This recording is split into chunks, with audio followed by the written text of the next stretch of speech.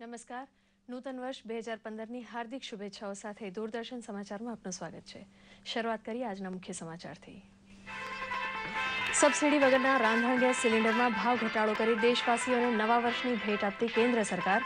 વિમાનોના ઇંધણમાં પણ 12.5% ઘટાડો. પ્રધાનમંત્રીના મેક ઇન ઇન્ડિયાના સપનાને સાકાર કરવા નવી ઉદ્યોગ નીતિ જાહેર કરતી રાજ્ય સરકાર. મહિલા અને પછાત વર્ગના ઉદ્યોગ સાહસિકોને અપાશે પ્રોત્સાહન. રોજગારી સર્જન પ્રત્યે અપાશે વિશેષ ધ્યાન. દૂરદર્શનની ડીડી કિસાન ચેનલ ખેડૂતો માટે અચ્છે દિન લાવશે તેવો મત વ્યક્ત કરતા રજની ચૌધરી સિરિયલના નિર્માતા નવીન અરોરા. ભવ્ય આતશબાજી અને હર્ષોલ્લાસ સાથે વિશ્વભરમાં થયું નવા વર્ષ 2015નું આગમન. નૃત્ય અને સંગીતના તાલે ઝૂમીને લોકોએ આપી વર્ષ 2014ને વિદાય. સમાચાર વિગતવાર. રાંધણ ગેસના સબસિડી વગરના સિલિન્ડરના ભાવમાં 43 રૂપિયા 50 પૈસાનો ઘટાડો કરીને સરકારે ગૃહિણીઓને નવા વર્ષની ભેટ આપી છે. રાંધણ ગેસમાં સરકારે આ છઠ્ઠી વખત ભાવ ઘટાડો કર્યો છે. ઉલ્લેખનીય છે કે હવે એક કુટુંબને એક વર્ષમાં સબસિડીવાળા 12 સિલિન્ડર્સ મળે છે. આ ઉપરાંત સરકારે વિમાનોના ઇંધણ એટલે કે એટીએફની કિંમતોમાં પણ 12.5%નો ઘટાડો કર્યો છે. એટીએફમાં સતત 5મી વખત આ ઘટાડો કરાયો છે. જમ્મુ કાશ્મીરના સાંબા જિલ્લામાં આંતરરાષ્ટ્રીય સરહદ નજીક ભારતીય લશ્કરી જવાનોની ટુકડી ઉપર પાકિસ્તાને સીમા પારથી કરેલા ગોળીબાર ઉપરાંત પાકિસ્તાન સૈનિકોએ ગત રાત્રિથી સવાર સુધી સરહદ પર તેમજ રહેણાંક વિસ્તારોમાં પણ અંધાધૂંધ ગોળીબાર કર્યો હતો. ગઈકાલે કરાયેલા સામસામા ગોળીબારમાં એક ભારતીય જવાન શહીદ થવા ઉપરાંત 4 પાકિસ્તાની રેન્જર્સ પણ મોતને ભેટ્યા હતા. રક્ષામંત્રી મનોહર પારીકરે પાકિસ્તાન તરફથી છાશવારે કરાતા સંઘર્ષ વિરામ ભંગ બદલ જડબાતોડ જવાબ આપવા ભારતીય જવાનોને છૂટ આપી દીધી છે. નવા વર્ષના પ્રારંભથી યોજના આયોગ હવે નીતિ આયોગ તરીકે ઓળખાશે. નીતિ આયોગના ચેરમેન પ્રધાનમંત્રી રહેશે, જ્યારે વાઇસ ચેરમેનની નિયુક્તિ પ્રધાનમંત્રી કરશે. આયોગમાં 5 કાયમી સભ્યો પણ રહેશે. યોજના આયોગ તેની સ્થાપનાના 65 વર્ષના ઇતિહાસ દરમિયાન 200 લાખ કરોડથી વધુની 12 પંચવર્ષીય અને 6 વાર્ષિક યોજનાઓ જાહેર કરી ચૂક્યું છે. સોમવારે મળેલી કેબિનેટની બેઠકમાં યોજના આયોગનું નામ બદલવાનો નિર્ણય લેવાયો હતો. યોજના આયોગ માર્ચ 1950માં અસ્તિત્વમાં આવ્યું હતું. જમ્મુ કાશ્મીરમાં સરકાર બનાવવા મુદ્દે હજી પણ કોકડું ગૂંચવાયેલું છે. ગઈકાલે પીડીપીના મહેબૂબા મુફ્તી બાદ આજે જમ્મુ કાશ્મીરના ભાજપના નેતાઓએ જમ્મુ કાશ્મીરના રાજ્યપાલ એન વોરા સાથે મુલાકાત કરી હતી. ભાજપના પ્રદેશ અધ્યક્ષ જુગલ કિશોર શર્માએ આ બેઠક બાદ જણાવ્યું હતું કે ભાજપ સ્થિર તેમજ જમ્મુ કાશ્મીરનો વિકાસ કરી શકે તેવી સરકાર રચવાના પક્ષમાં છે. તેથી નવી સરકારની રચનામાં હજી થોડો સમય લાગશે. તેમણે વધુમાં જણાવ્યું હતું કે સરકાર રચવા માટે પક્ષે અન્ય રાજકીય પક્ષો સાથે વાતચીત શરૂ કરી દીધી છે.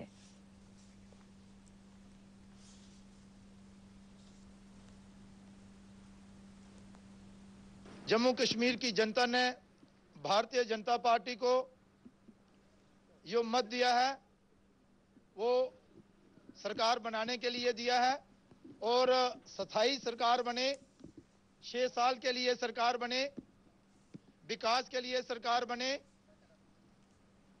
इसके लिए भारतीय जनता पार्टी कार्यरत है.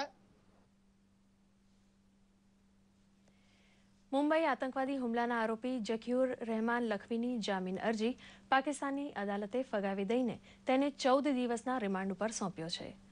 ઇસ્લામાબાદ વડી અદાલતે સોમવારે લખવીના શરતી જામીન મંજૂર કર્યા હતા. ભારતે આ મુદ્દે વિરોધ નોંધાવતા મંગળવારે લખવીને 6 વર્ષ જૂના એક અપહરણ કેસમાં ઇસ્લામાબાદ પોલીસે ફરીથી તેની ધરપકડ કરી લીધી હતી. આ ધરપકડને લખવીએ સુપ્રીમ કોર્ટમાં પડકારી જામીન માંગતા પાકિસ્તાનની સુપ્રીમ કોર્ટે લખવીની જામીન અરજી ફગાવી દઈને તેને 14 દિવસના રિમાન્ડ ઉપર સોંપ્યો છે.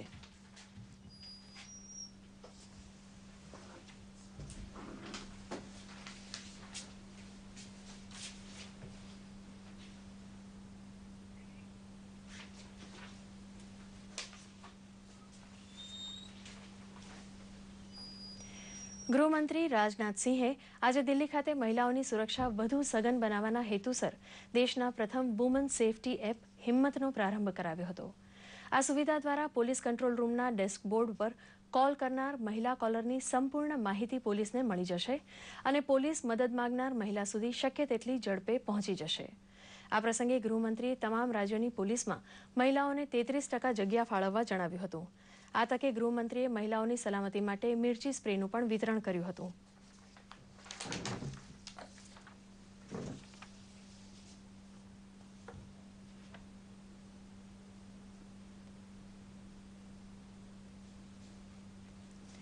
પ્રવાસી ભારતીય દિવસની પૂર્વ તૈયારીની ઝલક નિહાળવા વિદેશ મંત્રી સુષ્મા સ્વરાજ અને કેન્દ્રીય મંત્રી વી.કે. સિંહ અમદાવાદ અને ગાંધીનગરની મુલાકાતે આવ્યા હતા. તેમણે અમદાવાદમાં કાંકરિયા લેક ખાતે તેમજ ગાંધીનગરમાં મહાત્મા મંદિર ખાતે પૂર્વ તૈયારીની સમીક્ષા કરી હતી. ત્યારબાદ તેમણે રિવરફ્રન્ટની પણ મુલાકાત લીધી હતી.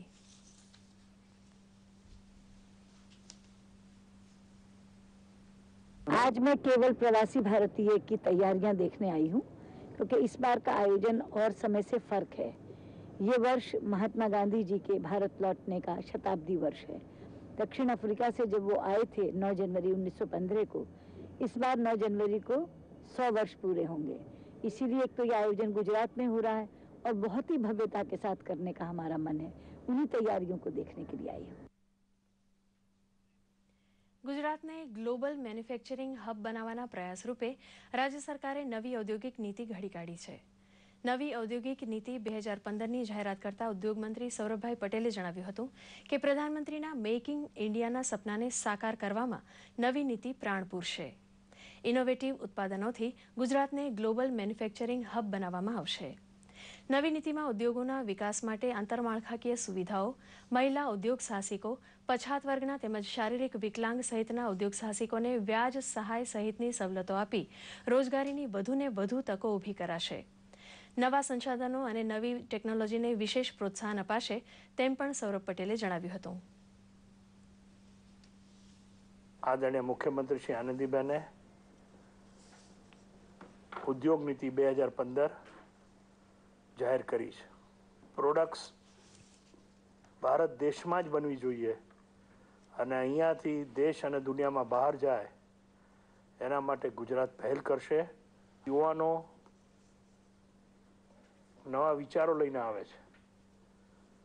આ યુવાનોને કેવી રીતે સરકાર મદદ કરી શકે, યુનિવર્સિટીઝ કેવી રીતે જોડાય, એ માટે પહેલી વખત દેશમાં સ્ટાર્ટઅપ પોલિસી બી આ વખતે આપણે લઈ રહ્યા છીએ. ભારતના પ્રધાનમંત્રી નરેન્દ્ર મોદીના ધર્મપત્ની જશોદાબેન દ્વારા એક પ્રધાનમંત્રીના પત્નીને મળતી સવલતો અંગે માહિતી માંગતી અરજી 23 નવેમ્બરના રોજ માહિતી અધિકાર અધિનિયમ હેઠળ કરવામાં આવી હતી. જે સંદર્ભે જશોદાબેન દ્વારા એક અપીલ કરવામાં આવી છે. જશોદાબેન દ્વારા માંગવામાં આવેલી માહિતી અંગે 1 મહિનામાં તંત્ર તરફથી કોઈ સંતોષકારક જવાબ ન મળ્યો હોવાનો આક્ષેપ જશોદાબેને લગાવ્યો હતો. જશોદાબેને તેમને મળતા રક્ષણ તેમજ અન્ય વિવિધ બાબતો મુદ્દે તંત્ર પાસે માહિતી અધિકારના કાયદા હેઠળ માહિતી માંગતી અરજી કરી હતી.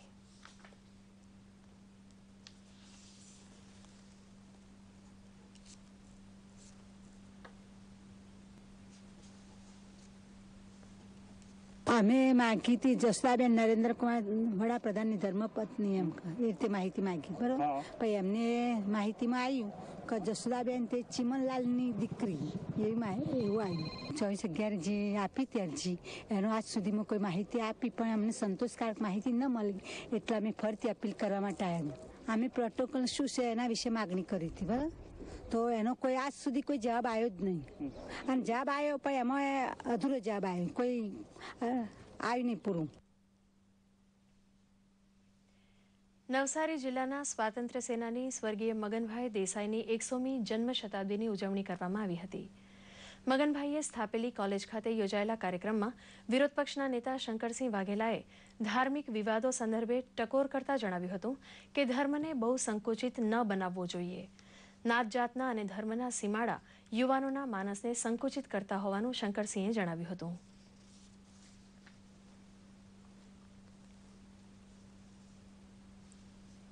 શિક્ષણમાં પૂરો સ્ટાફ નથી.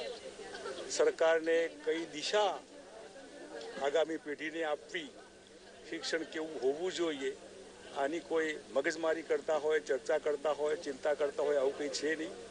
બાધા પગારવાળા શિક્ષકોના ભરોસે જે બિચારા દુઃખી છે અને આખા શિક્ષણને છોડી દીધેલું છે.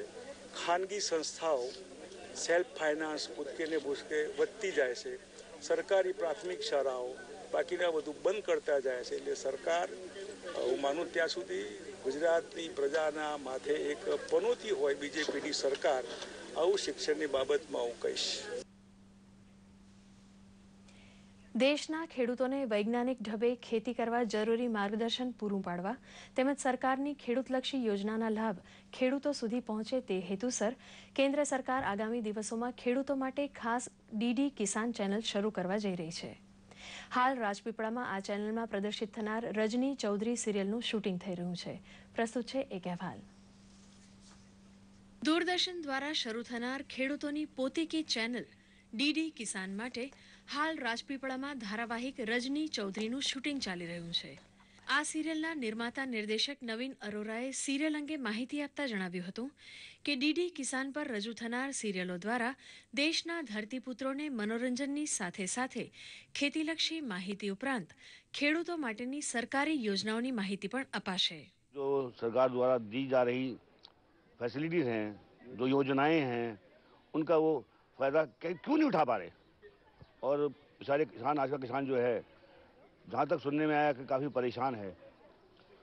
और उसकी परेशानी की वजह क्या है, उसका जिम्मेदार कौन है, इन सब बातों को हम अपने सीरियल में मनोरंजन के रूप में दिखाएंगे ताकि लोगों को ये ना लगे कि हम भाषण दे रहे हैं, लेक्चर दे रहे हैं. આ સિરિયલમાં બોલિવૂડ અને ટેલિવૂડના ખ્યાતનામ કલાકારો કામ કરી રહ્યા છે.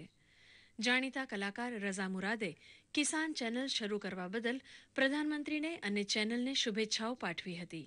कई बार ऐसा होता है कि किसानों को बहुत सी योजनाओं के बारे में पता नहीं होता और वो अपना माल सस्ते दामों में बेच देते हैं. बहुत सी ऐसी नई योजनाएं हैं जो सरकार ने किसान भाइयों की भलाई के लिए बनाई हैं, तो वो बातें उन तक नहीं पहुंच पाती हैं, उन्हें सही दाम नहीं मिल पाते हैं.